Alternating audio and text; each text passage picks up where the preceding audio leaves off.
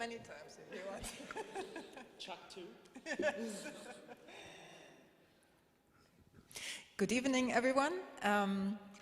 Or hello, depending on the time zones that you are with us tonight.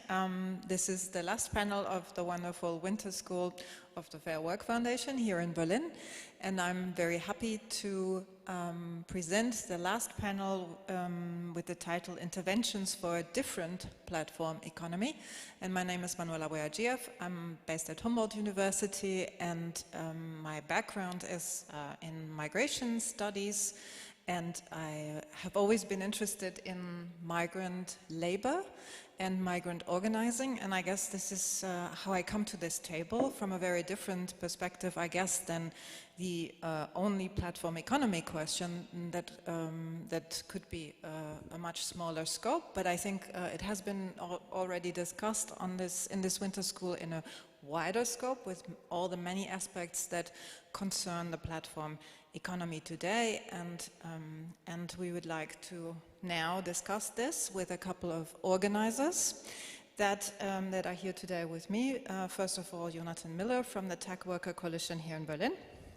Then we have Zeynep Karledak from the Gorillas Workers Collective. Welcome. And Alessio Bertolini from the Fair Work Foundation.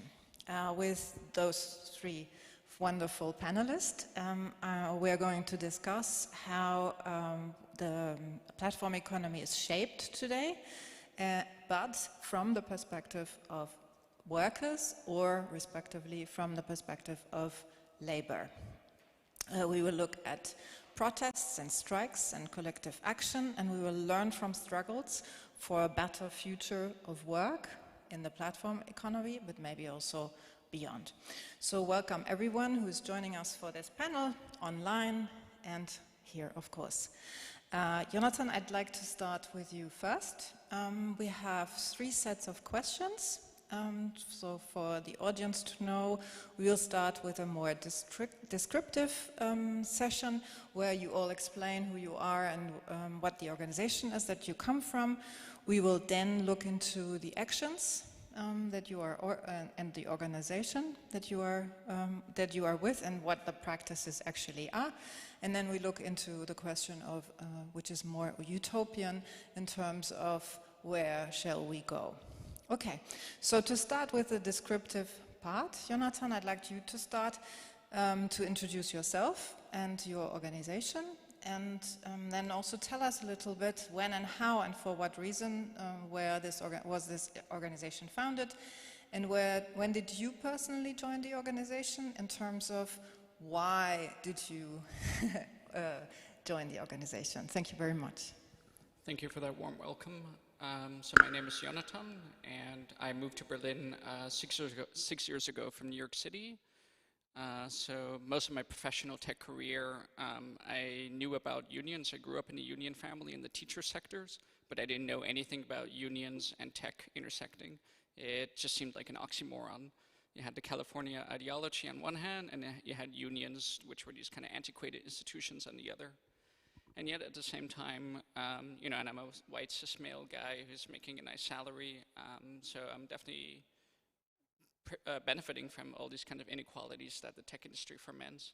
But even in that position, I'm seeing a lot of the kind of precarity that a lot of my coworkers are putting in, and the kind of, demands from our employers, a 24/7 kind of consummation with work. So, for example, I'm on call, and that means, I have to have my laptop and cell phone with me everywhere. And so in the context of a hospital, it might make sense because you're saving lives, but when you're talking about your average startup, it's nothing anywhere comparable, and yet we're expected to, dedicate our heart, our soul, and our passion to these companies. So I was interested in how we could put some kind of ebb in that. And so 2 years ago, for many years I was kind of waiting for the experts to come, and living in Germany, which is kind of the land of co-determination, I expected someone to wag their finger and kind of guide me, but that didn't happen.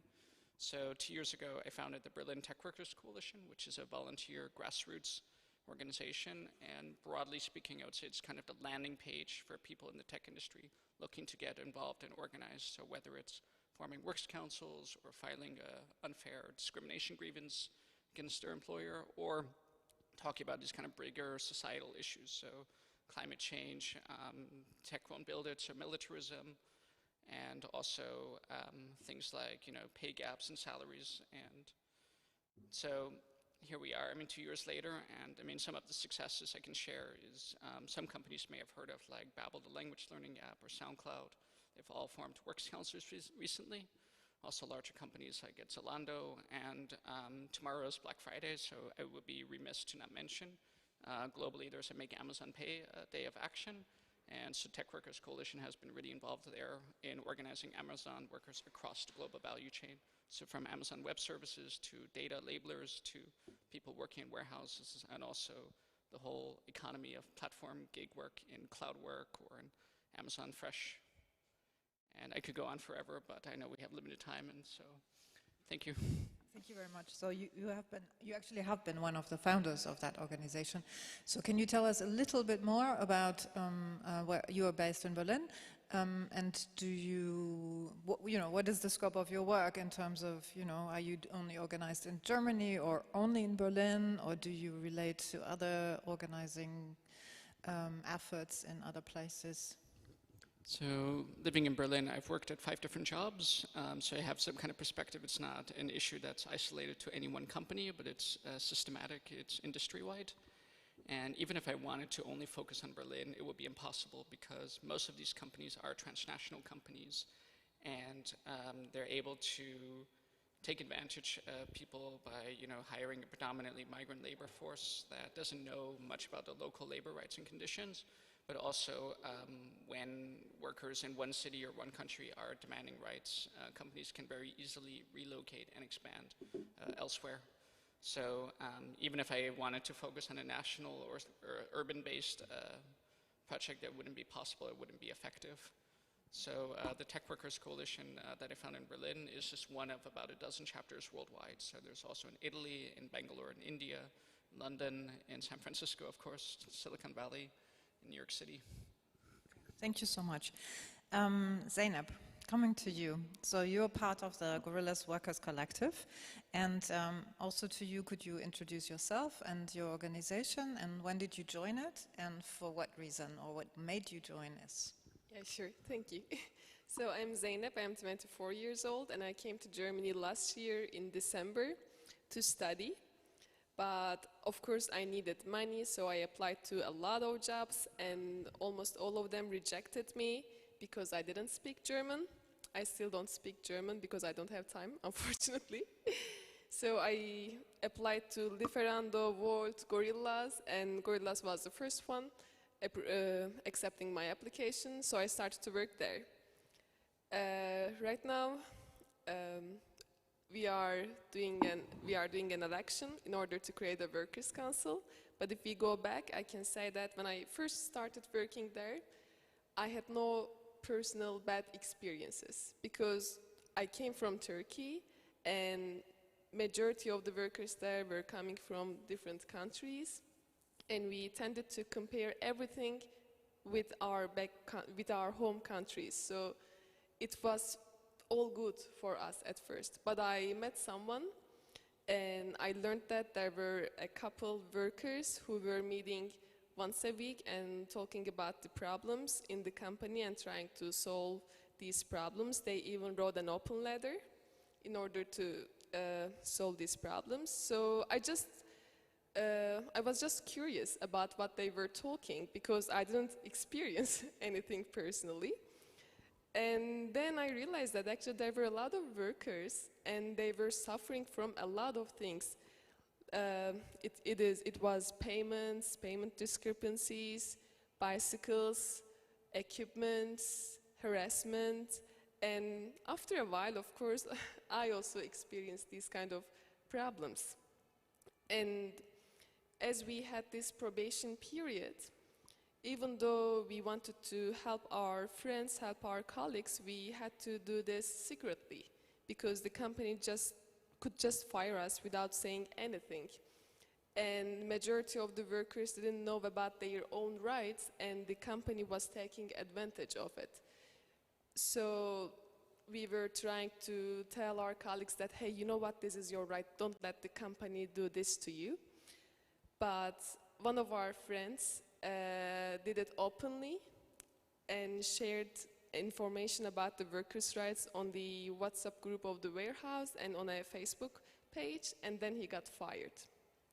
So we didn't know what to do. We looked for some help, and then we realized that actually the company made a mistake on his termination letter.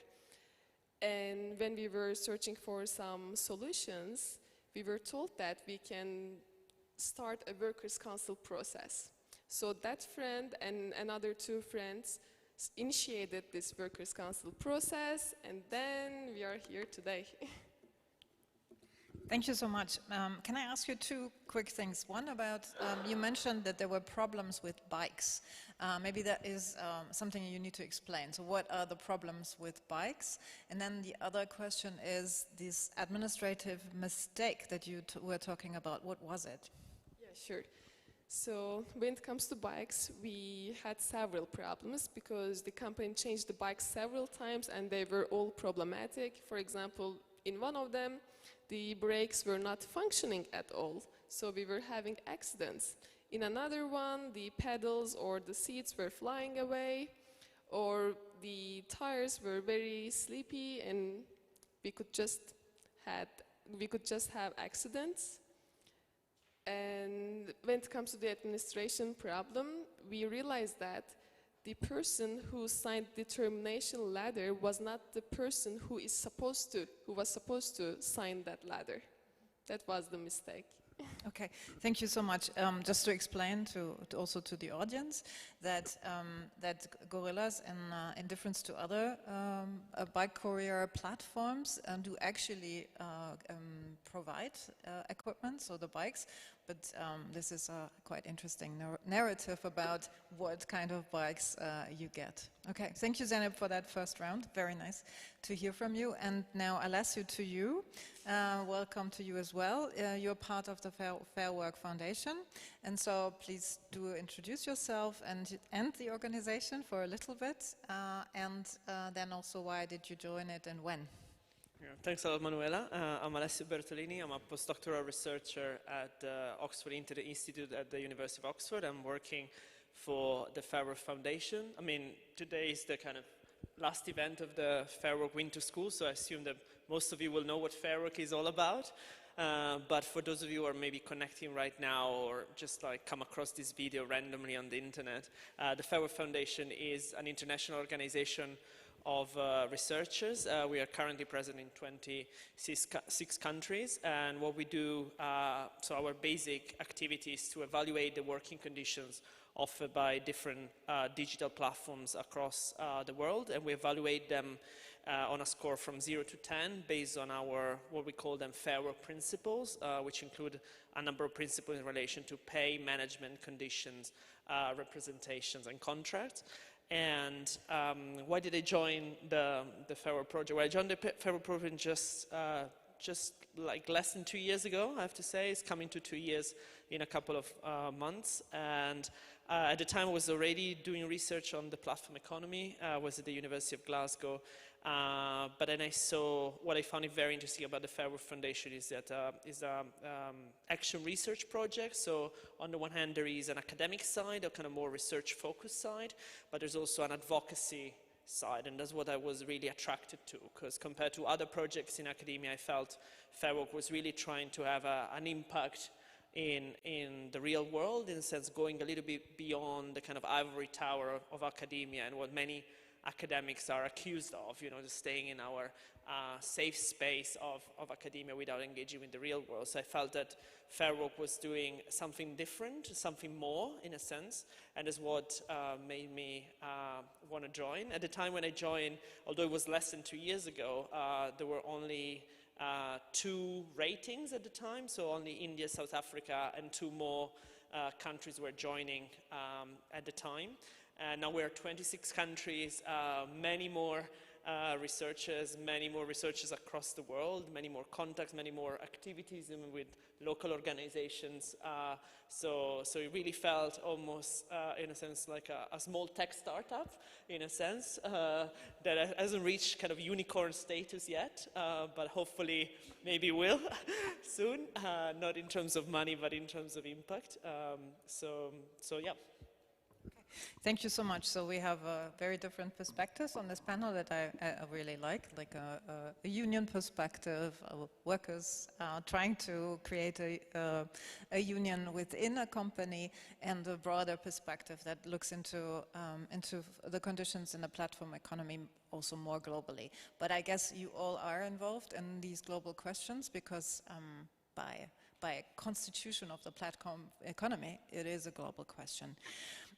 Let me now turn to the second round of questions, and before I do so, just explain to the audience that you're very welcome to join in with questions. We have someone who's going to collect them and then pass them on into this discussion. So whenever you hear anything you'd like to hear in more detail, or you have a more general question, whatever it is, we are very happy to take them on and discuss them here at the table.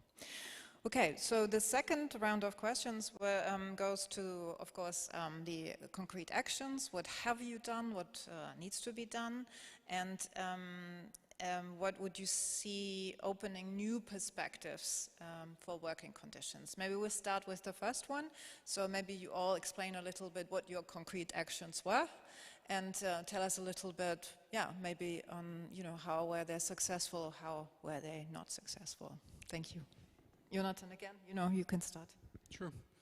So if I'm being real for a second, I mean, there's a lot of hype in the tech industry. So anytime there's the word tech or blockchain associated with it, it gets a lot of free attention and press.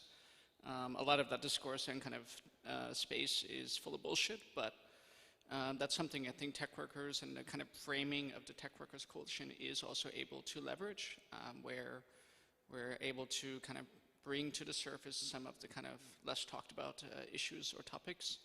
And so I think there's kind of a really important role we play in terms of the discourse, but I would say it's also limited.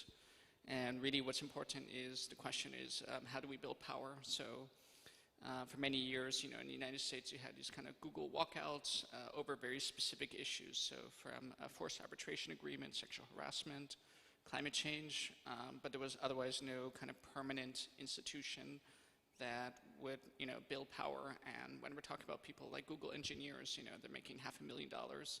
They have that money, they have it set in many ways that most workers don't. But of course, that comes with a kind of a contradictory class identity tensions. If things aren't going so well at one company, on an individual strategy, you could say, let's go to another company. So it's not enough to say, we want to unionize this one company, but it has to be all of these kind of companies at the same time, which is easier said than done. Here in Germany, where there has been, over half a century, a tradition of co-determination, what we are seeing is, because Berlin in particular is, high migrant workforce, but the tech industry is over half a non-German workforce. So now you have a large population that's not even aware or familiar with kind of the labor rights and conditions. And companies that are bringing values that are explicitly, union busting, union avoidance environments. So Apple, Amazon, Tesla, all these companies that are opening up in Germany, and vice versa. You have German companies that are opening up in the United States, but with a very different kind of political turn. So Volkswagen might be the union stronghold in Germany, but when they opened up in Chattanooga, Tennessee, it's the only Volkswagen plant in the world that is union free. So I talk about the United States here because it's really the center of kind of the tech ideology and also of the anti-union environment. So that's kind of one thing we're fighting. And maybe to be grand, I think neoliberalism has, waged through the 70s in the UK and the United States, but I think we're only starting to see the impact of that here in Germany now, with the kind of the housing crisis, with this kind of rationale of privatizing everything because everything right now is too slow, too bureaucratic. And so I think the tech industry is winning the kind of corporate dominance. And so there's a lot of organizing that's happening, but I'm very cautious about what it presents. And so what have you done? Oh yeah, so I just rambled for 5 minutes without answering the question. Yeah. So talking about the Works Council is just the most concrete thing. It's not the end and all solution, but it's a very concrete and tangible institution. So we've had Works Councils at about a dozen different startups over the past 2 years. And we've impacted that through trainings. So we've hosted about 8 trainings over the past 2 years. So how to form a works council, meeting other people, so the identification is really important there. But we also engage in kind of broader societal issues. So Berlin versus Amazon was one of these campaigns where even if you didn't work at Amazon, and whether you work in tech or whether you're an art worker or cultural worker, the Amazon Tower is something you should care about. So that was really a way of both attracting a lot of tech workers, but also unifying the space, because typically tech workers are not in the same spaces of migrant organizing or labor organizing, even though most tech workers are migrants and could benefit from labor organizing. So we're bringing these different circles closer together. So that's a really concrete thing. I mean, I myself am a member of IG Metall, the largest trade union, but we don't take any kind of sectarian position. I mean, I think it's really contextual depending on the different experiences. I know with guerrillas, it was not always the most rosy experience with trade unions, and that's something we want to be really understanding and respectful of, and that there isn't a one-size-fits-all approach. So I think the Works Council is the most concrete thing in these kind of bigger campaigns. Tomorrow we're launching the surveillance campaign, Amazon Workers Against Surveillance.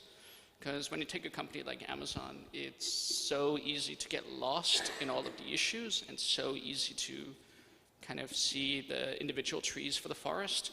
So we wanted to pick a really specific issue that we've had experience challenging, you know, through GDPR privacy agreements, through Works Council co-determination, and make that a blueprint, not just to talk about surveillance, but to talk about all organizing. And I think we have to take both the kind of small startups that we can have successes with, but also go after the corporate giants. Thank you so much. So, I mean, the surveillance question comes in because the work is surveyed and organized and managed and controlled through surveillance. So that it seems to be a very important issue. On another note, which I thought was quite interesting, we now have a new government coming in Germany, and in the coalition treaty, it seems that they've said that Workers' Council have to be able to exist. So that will be an interesting thing. So you can see that there's a beginning of regulations happening as well, and I think we had a first round of, you know, where the platform economy was almost everywhere able to do what they wanted to do, but now there's a lot of, you know, little successes, and they are displayed also on this level. Coming to your successes, Zeynep. So the Gorillas Workers Collective has been extremely successful, for quite some time now. You've made the news. Maybe you can tell an international audience a little bit of about what you have done. Yeah, sure. So, as I mentioned before, 3 of our colleagues they initiated the Workers' Council process. So, in Germany, if you initiate a Workers' Council process, then you are automatically out of probation. So, the company cannot fire you easily. But we were the collective, and there were only 3 people who were out of probation, and our aim was not only to create a Workers' Council, but also to still inform people about the importance of the Workers' Council, about their rights, and even though we have an election for the Workers' Council, we need people to vote. So we still worked to inform our colleagues. But apart from the initiators, we had to work secretly. So we were organizing social gatherings, but for that we were putting stickers on the toilet doors and inviting people. We were being friends with them at first and talking about the company, and then we were inviting them to our weekly meetings in order to have more people. And so in order to create a Workers' Council, you need 3 steps. The first one is the initiators, to initiate the process. And the second one is to create an electoral council to organize the election of the Workers' Council. And the last step is the Workers' Council election, and then you have the Workers' Council. So we were all trying to organize an election for the electoral council. So we had it in June, And when we had the elections, people, our colleagues realized that, there are some people actually, they are trying to do something for us.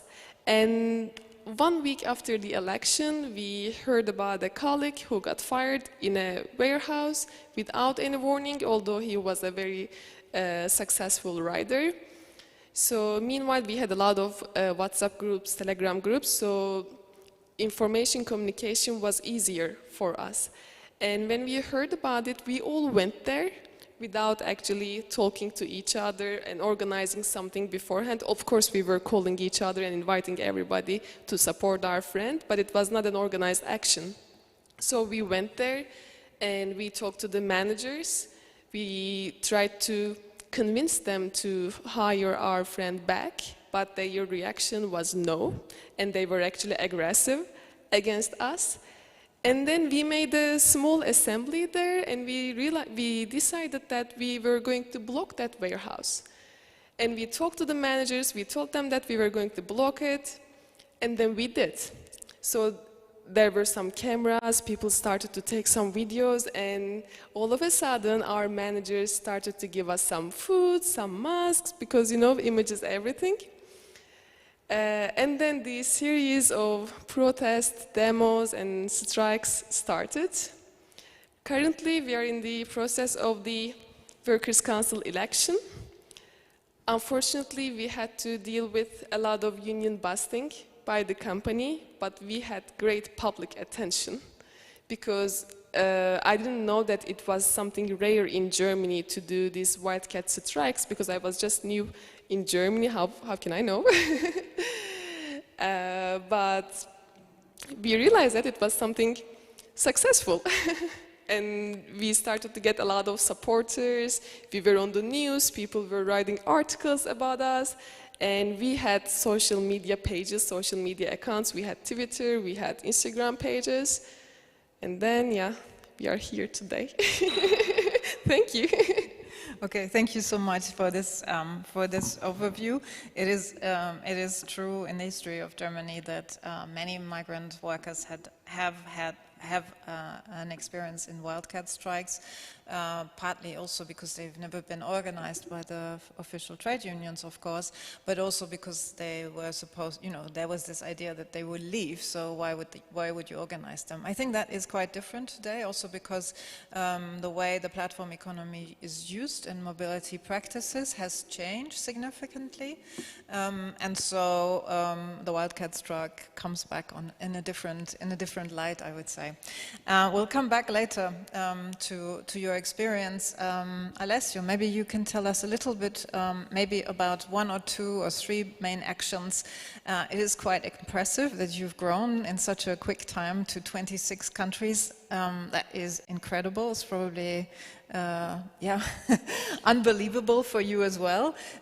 So what are the actions? And maybe you can begin also to talk about, what are the problems or the limits of organizing? And then, that would be my second question also to the two of you.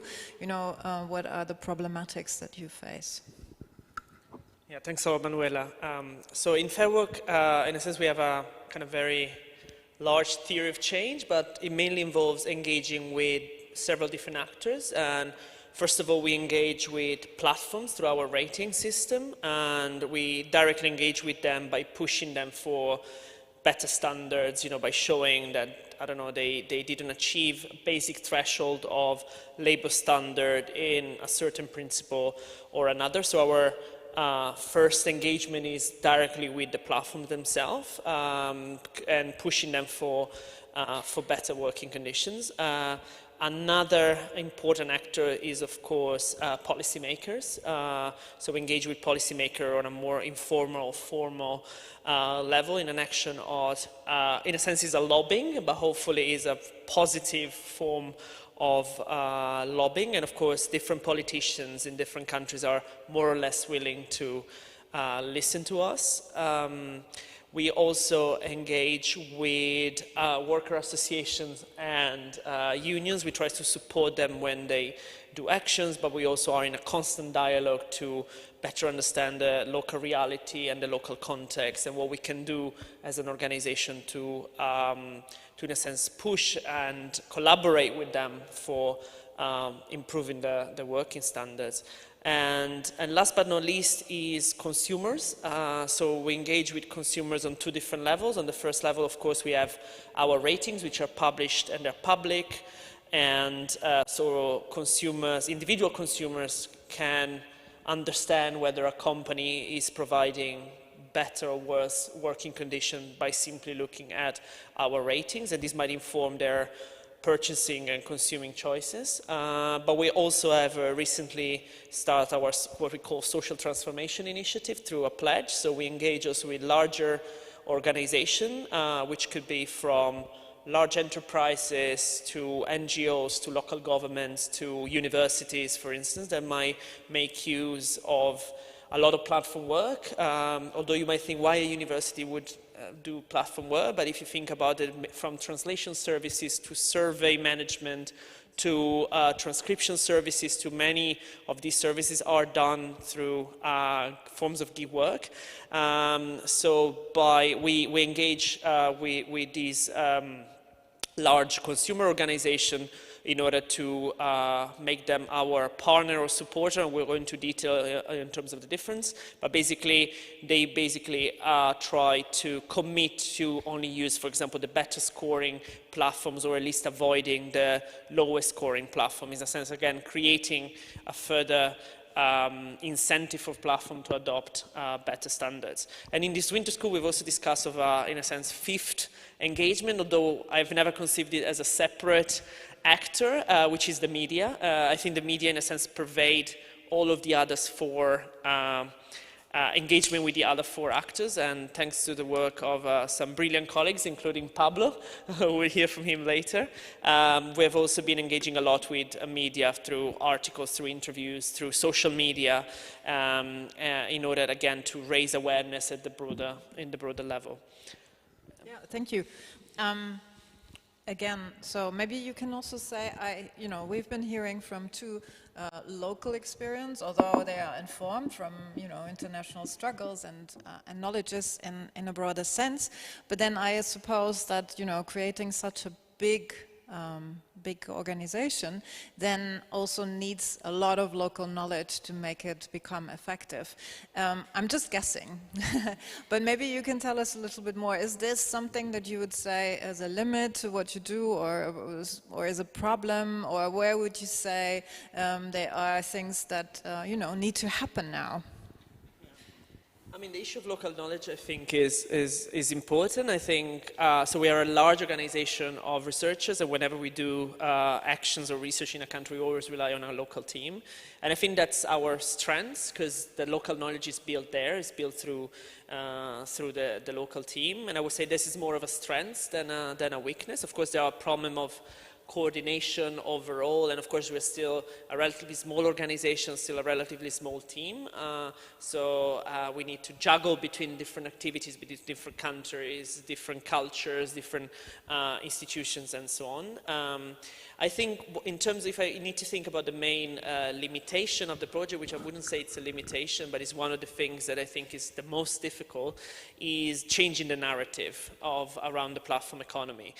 So what we're trying to show to platforms is actually that the idea that they are only tech companies, they're not food delivery or domestic work companies, and so they need to take care and take responsibility for their workers, is an important goal, but also to policymakers to convince them that this is actual work and it's important to, and this is not necessarily the future of work, but actually things can be done. We're not in a kind of technological determinism where, this is just the future and we need to deal with this because there's no escape. But also with unions, especially more traditional unions, to again, convince them that this is real work.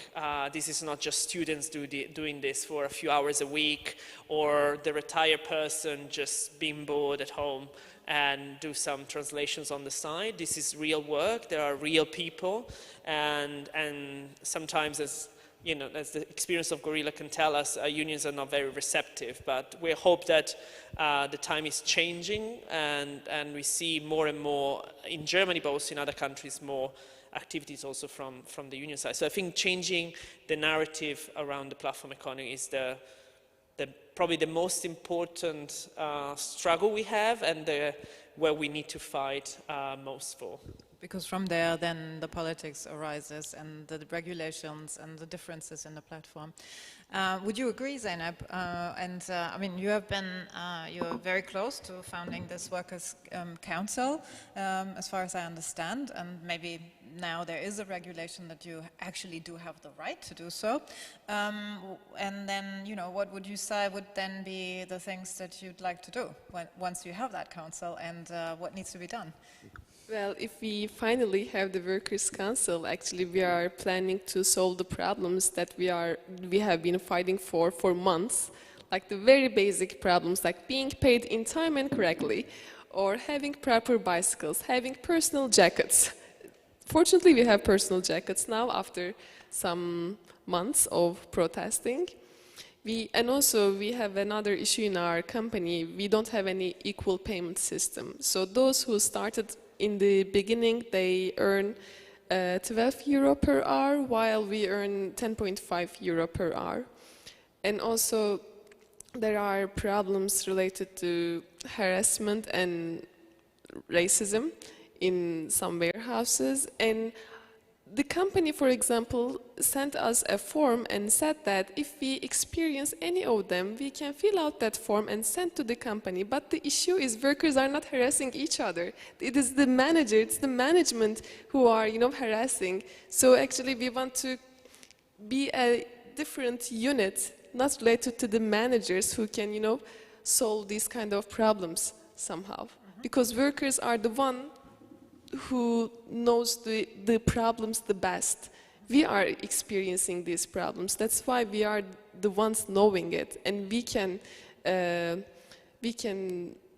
find alternatives and solutions to them. Okay, thank you. So there's an organic knowledge that you have, right? Jonathan, the same question to you. What would you say are the things that need to be done? What are the obstacles that you see? Please give us your insights. Yeah, definitely. I have specific examples. So in a perverse sense of irony, many tech companies in the rationale of opposing union efforts or works councils efforts is they argue that the companies are operating in a very harmonious global way, whereas these labor institutions are very nationally based or, you know, have very strict jurisdictions, and there's a kernel of truth to that. So, you know, in the Tech Workers Coalition, we tout the importance of kind of an international spirit and a global, but it's easier said than done. And there are really major obstacles in terms of how national organizations operate. I mean, there's no real global labor court. There's no real global labor union. I mean, sure, you have global framework agreements. You have these kind of alliances. And actually, it's not the tech sector that inspires me, but it's the textile sector. It's the heavy chemical sectors and the auto industry that inspire me when we look at global organizing. But you also see a lot of vulnerable points. So, you know, it poses kind of sum-zero relation. So, you know, if workers in this other country get these certain wins, that's going to hurt you locally. Of course, that's a nonsense argument, but it's a very powerful argument. And so, just like happening locally, but on a global level, even more so, because you don't physically meet most of your coworkers in a global company. People's interests there's a very strong divide and conquer tactic. And I think the theme with Gorillas and many of these other companies is kind of a fragmentation on every level, from the individual warehouses to the different offices to the legal structures to kind of, you know, in the different countries. And how do you fight that? Yeah, thank you. So it was my impression, and I share this with many people, that the platform economy was like it's a very disruptive economy. It disrupts old, co-determination policies, regulations, etc., etc. And one of the main problems, it seems, is also the global scale of their organizing, the power they have, the unicorn, which refers to the incredible venture capital that lies behind them. So my last question before we take the questions from the audience would be, is there any hope that you have for a better platform economy?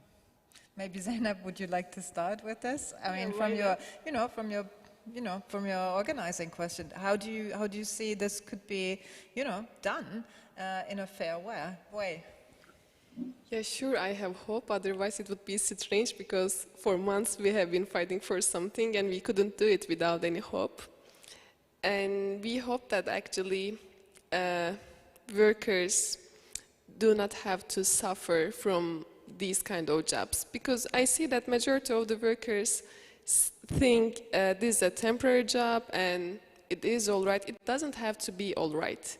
Yes, it can be a temporary job, but we are people. And for some people, it's not a temporary job at all. And this shouldn't be a never-ending circle. It must be fair. People must be paid. People must work safely. And workers, if they have any problems, they should solve these problems in any way possible. For example, recently, as I mentioned, wildcat strikes are not legal in Germany, but they are actually legal according to European law. And I think it should be legal in Germany as well, because it is just happening, and I don't think that we have time to go to union when someone is fired and when everything is very hot, and talk to them to think about the strike, and then they tell you to negotiate with the managers, and then, it takes ages. So I think workers should represent themselves when it is needed, and the problems must be solved, because although it's a temporary job, it's not ending at all. So the solution starts from the wildcat strikes, and it opposes a disruptive economy, right? And this is where the knowledge then is created. Thank you for that answer. Jonathan, what would be your answer to that very difficult question? I agree. I mean, if I didn't have any hope or any optimism, I wouldn't be doing what I'm doing today. Like, getting involved in labor organizing is the worst thing you can do if you're trying to have a very simple and kind of straightforward, day to day. I mean, it can be one of the hardest things to do. But I'm really hopeful because there are things that the arrangement of technology and also the kind of scalability can be used for positive potential. I mean, if we reimagined, a kind of an internet or a sphere that was a commons and not just this kind of for-profit, kind of clickbaity, ad-driven economy, I definitely could imagine, that we could have something that's really beautiful and transformative. And it feels like forever ago, but even companies like Facebook felt like these kind of open spaces of possibilities. I don't believe that anymore. Maybe I was delusional then, or I definitely was, but I still hold on to that kind of optimism and hope, that we could have something transformative. Clearly there's the skills, there are talent. It's just we don't have the money, and the money is the hardest thing to come by. But living here in the European Union, which is not known for being kind of the tech capital, I think if European Union, the European Commission wanted to make a name for itself, it could, put the kind of the funding and set the stage for like an alternative future for the rest of the world. Okay, that sounds beautiful. Alessio, to you, you imagine a fairer work on a global scale. How would that look like? It's a good question. Quoting the other two panelists, actually, I would say, if I didn't have any hope, I wouldn't be working for Fair Work. But I think what we are trying to do with Fair Work is really showing that a different platform economy is actually possible, and it's not just in the future, but it's also in the present. We have, unfortunately, minority of platforms of all the platforms we have rated. I don't know exact number, but we're talking about really several dozens. And there are a few platforms that actually have good ratings, so that the platform, even within the same country. The platform economy doesn't necessarily mean precarity, insecurity, bad working conditions, low pay, lack of protections. And it's not just something that we might aim for the future, but it's already present, unfortunately, for a tiny minority of workers across the world, but definitely they exist. These platforms exist. So why we cannot take these as examples really of best practice? I mean, unfortunately, we don't have any platform yet who has scored a 10 out of 10, but we have some who score quite high. And we've also seen that platforms who have engaged with us, but also on their own, they have really been trying to improve their working standards and their labor conditions. So I think that really like a platform, a better, fairer, more decent platform economy is actually possible. There's still a very long way to go. There's probably a lot of struggles that unions and worker organizers will have to do, the politicians have to do, the platform themselves we need to take responsibility for, but we are not doomed.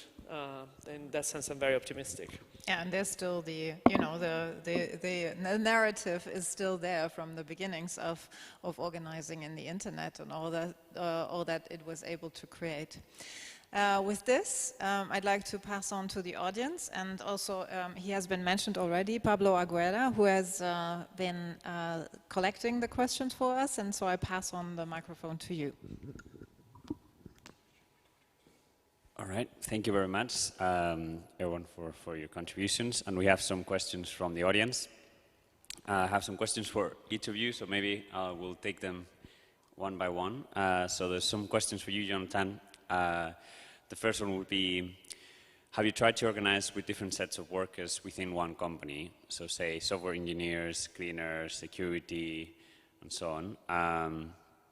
And have you heard any good examples of this? And then the second question is, what's the relationship of Tech Workers Coalition with traditional unions in Berlin and in Germany? And do you see like this kind of initiative of the coalition to be kind of transforming or in any way pushing the landscape of organizing in Berlin forward?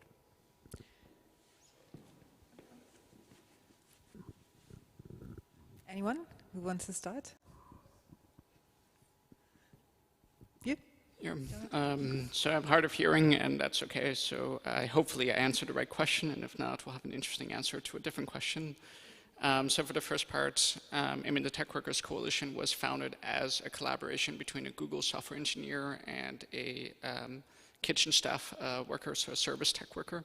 So from the get-go, it was very clear, you know, the types of jobs or the level of prestige or pay was not relevant, but the fact that you're working in the same industry and that there was massive inequality in that industry.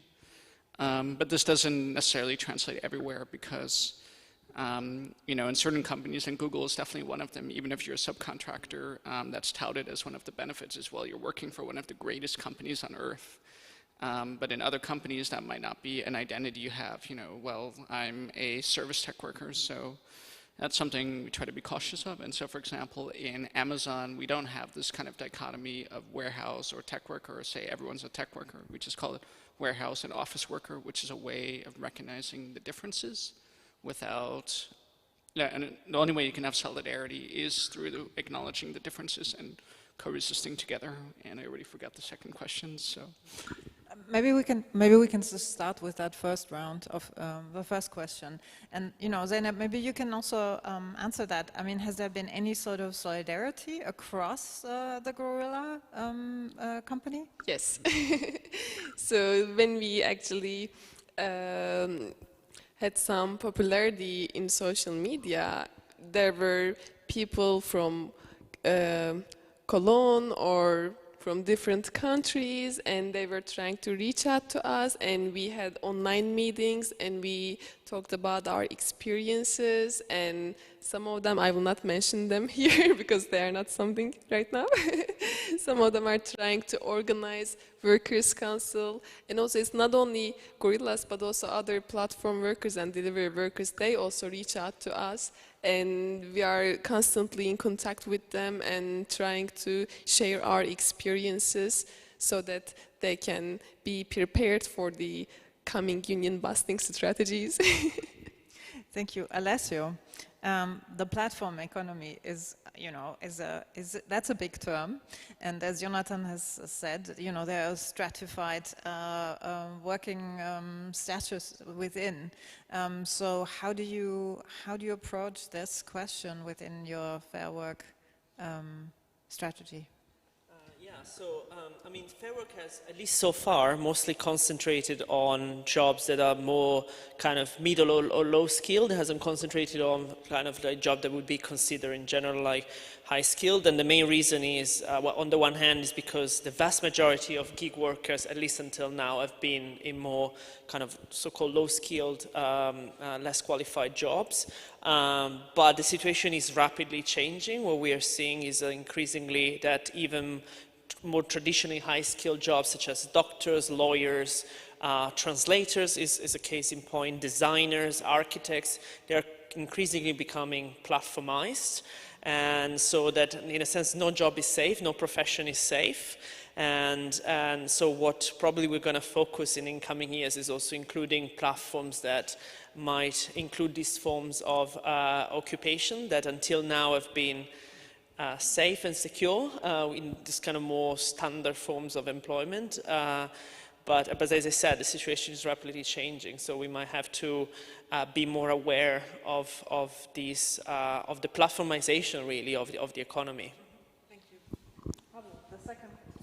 Yes, so the second question was about the collaboration with traditional unions and whether you see your work in a way pushing them forward, or pushing the landscape forward.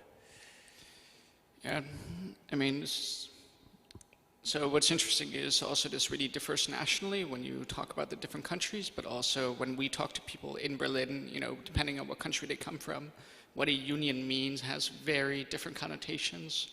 And so, I mean, in short, you can say, we're pro-union, we are majority union members, but the nuts and bolts of that is really nuanced. And I think what's really interesting is you have people who are organizing in the workplaces, and they come to us and they say, we don't want anything to do with unions or third parties, but we think the Tech Workers Coalition is cool, and we want to hear about the experiences of other companies and all these things that to me just sounds like cookie cutter union activities.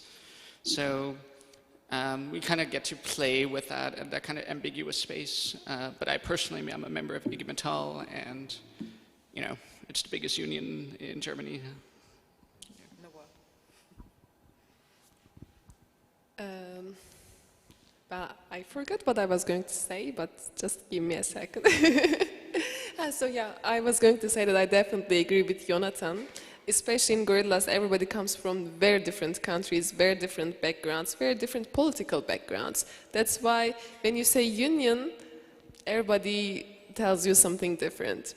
So personally, I am also a member of some unions, and we always inform our colleagues about the benefits of being a member in a union. That's why, for example, we wrote an article about what is a union in Germany, and then we translated them to several languages so that people could feel more comfortable, because it's all terminology, it's even hard for us.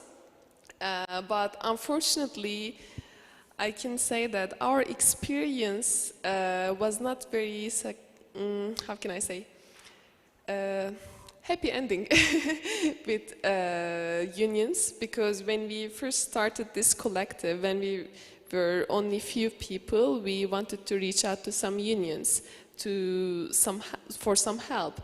But unfortunately, they told us that they need, for example, 70% of the workers to be a member of that union, which was impossible, especially in Gorillas. Gorillas was hiring 100 people each week, so how can we reach that number? But surprisingly, when we got popular, unions came to us and said that they want to work with us. So that's why actually, personally, I don't have very good relationship with unions. Thank you.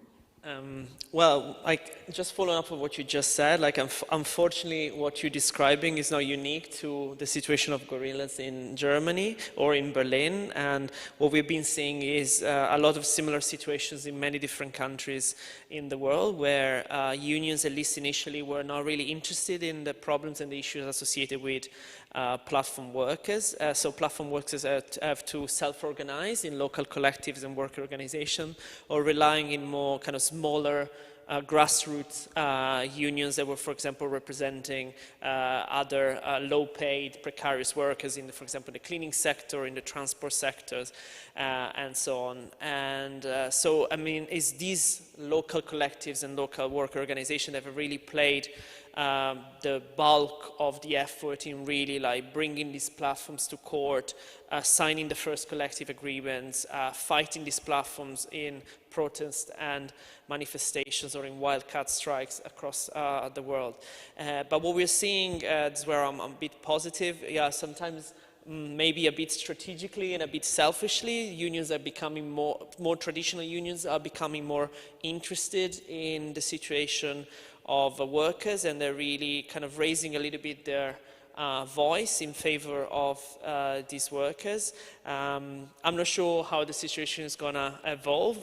Hopefully there's going to be a better happy ending than what we're seeing now in Berlin. But it's really thanks to organizations like the Guerrilla Collective that we have been seeing a lot of progress in the overall situation of the platform economy. But the struggle still needs to continue in order to really improve the situation. Great, thank you so much. Zeynep, you already answered another question, which was asking about why most of the things are happening in Gorillas and whether other firms are also organizing, but you already mentioned that you're kind of working with other platforms. But there was another question for you too that asked, what is the best way to support Gorillas from the outside? And for those workers, and should we delete the app? What other ways are there to support Gorillas workers, and what would you recommend? There are a lot. Thank you for this question, by the way. So, first of all, you can support us any way possible.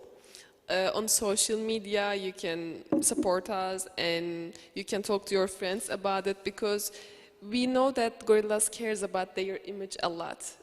And I think it is first money, second image. That's why we are actually trying to damage their image. That's why we had this Twitter account or Gorillas account, Instagram accounts. And secondly, we have a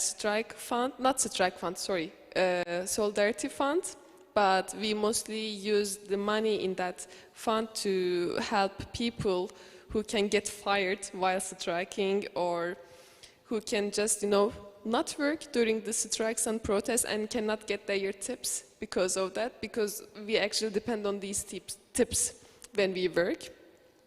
And lastly, when we had our demo, I think it was last week or 2 weeks ago, one of our slogans was to delete Gorillas, and the other one was to boycott Gorillas. So you can give them 1 star, low rates, whatever, you can delete the application. I definitely support that. Because we think that the investors also take care of these stars and rates. And as the company only cares about the money, if they lose the investors somehow, maybe they can look at its workers and they can realize that, okay, this is because we behave in a very bad way towards our workers. By the way, for those who don't know, we had that demo because Gorillas sued its own workers. They sued the electoral council members who were organizing the elections for the workers' council. Then we won, and then they objected the decision, the ruling, and then we won again. So it's just for your information. Great, thank you very much. Now I have another question for Alessio. Someone in the audience asking about your experiences with putting pressure on platform companies through Fair Work, and if you could share any examples where platforms were actually changed their policies due to kind of talking to Fair Work? Yeah, so I mean, we definitely have some very good examples. Of course, we would like to have more, but there's definitely some examples of platforms that actually change their policy for the better thanks to engagement with us. I mean, I cannot talk about all the examples because I'm only responsible for a few countries, but for example, some companies like in Germany, for example, ZenJob and InStaff have introduced an anti-discrimination policy that they didn't exist before. So thanks to us, they've introduced one. Other companies, for example, in cloud work, have, for example, introduced a living wage thanks to engagement with us. Other companies, for example, have changed the contracts, make them more readable. They have translated them in different languages. Some companies have agreed to, I think it's ZenJob again, they have agreed to engage with unions formally if one union were to arise. And many other of these examples. If you just go on our, I don't remember them all by heart, but if you just go on our website, you can find all kind of the list of cases where platforms changed their policies. Still much more work needs to be done, but I think we are in the right track. Great, thank you for that. I also have one question that is more general for all the speakers, so that should be good and give some debate. The question is that I think everyone in this panel so far has been very confident with the possibility of making change in the platform economy, but do you think this change is actually possible given the current business model of these companies, which is a model of aggressive competition in the market? And in which workers are always kind of the last concern of platforms. And do you think that both legislation and the business model has to change to bring this real improvement? So that's the question.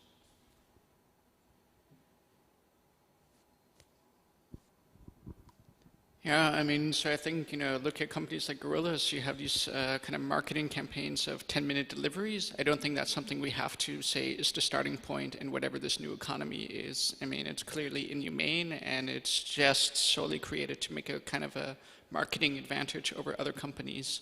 So sure, if the technology improves or the kind of efficiency of industrial relations improves, yeah, then we could, increase or speeding up, the time of shipping and that kind of stuff. But it shouldn't be from the premise of profit. And so I do think there are a lot of things that the platform economy can offer that is interesting when we look at, network effects, but it's in many ways kind of reinventing what public transit is or what libraries are. And I think those are cool and have public aspects. So something like, transportation that's accessible for seniors or for disabled people, over an app. I think those are good things. The gig economy doesn't have to be this Uberification or Airbnbification of everything.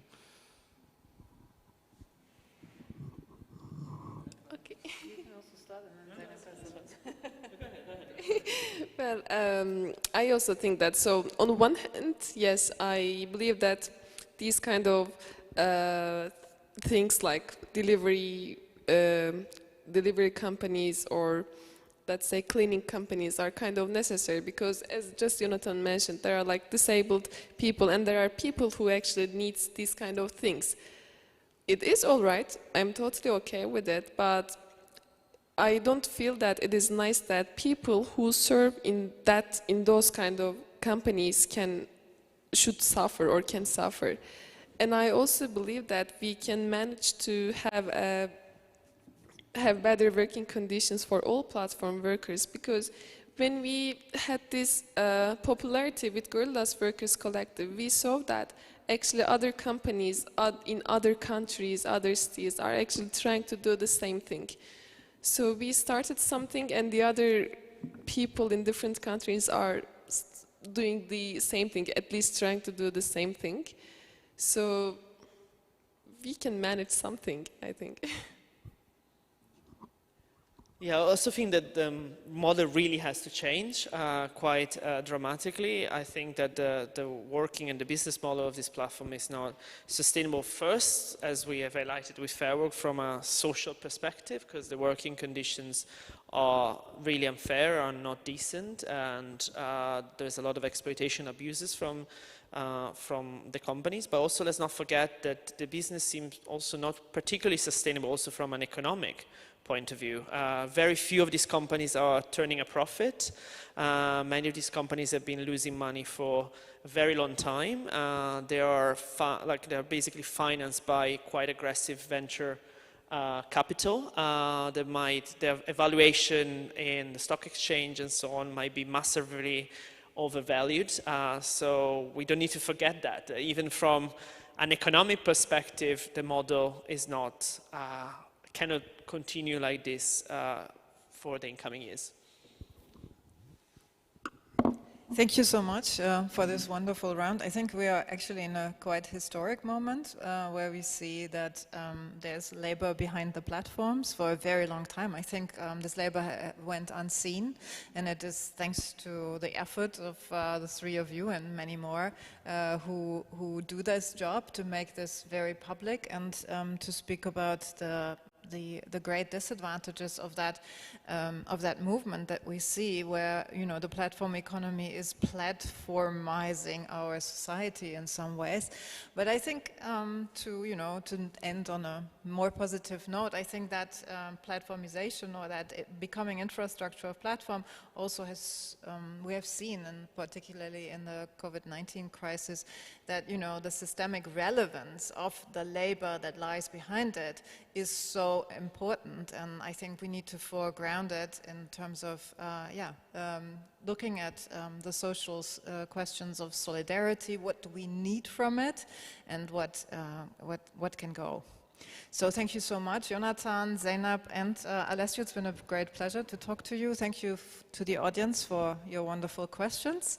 And this is how I think we are now finishing this week of discussions with the Fair Work Winter School here in Berlin.